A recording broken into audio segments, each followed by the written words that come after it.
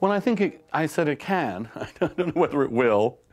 And I'm not naive enough to believe that, that we will not need, I think, publicly funded, probably, or privately funded institutes for reporters, real reporters, to go and do the work that's necessary, like ProPublica, for example. Because important stories, and really hard stories, require months of work. They're really like developing sometimes experimental drugs. You have to work hard on a story, and it may not, in the end, come to anything. But if we're going to, for example, get to the bottom of questions like Guantanamo Bay or inside the intelligence apparatus, we're going to need reporters full-time with the time and space to really do that. So I don't think that I think even when I said that, I always prefaced it and qualified it with that. I just don't think that the formula of doing that in newspapers, where you can bundle it with crossword puzzles and advertising and classifieds, in which the reader, well, to be honest, a lot of the readers never actually read a lot of those foreign news anyway, but there was an economic model of bundling it in that fashion. That's clearly over. I mean, if it's not over, it's going to be over. I don't think there's any question about that. And it's probably going to happen more quickly than most of these people realize.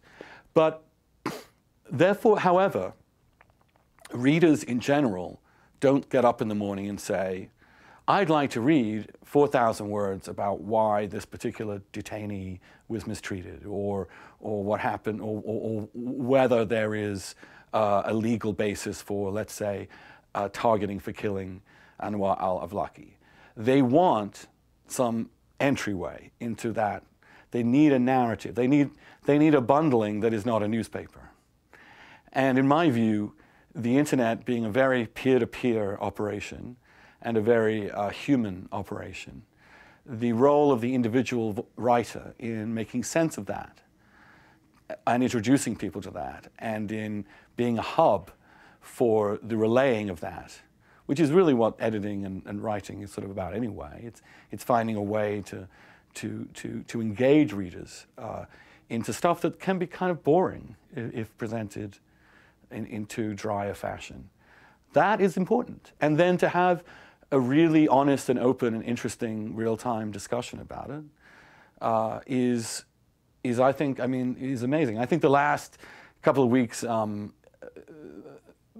Glenn Greenwald and I and Scott Horton and various other characters have engaged in what is a very difficult and sometimes heated, but nonetheless civil dialogue about exactly some of these issues. And I think that process is actually better than any single article, because I think that it also treats readers as participants in that conversation.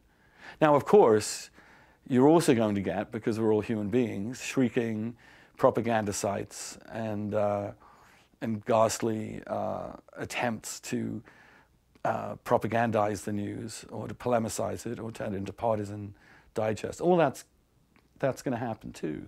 But I'm a big believer that if you really create a space online for what people will eventually tell and smell, as it were, is honest dialogue, then if you build that, they will come.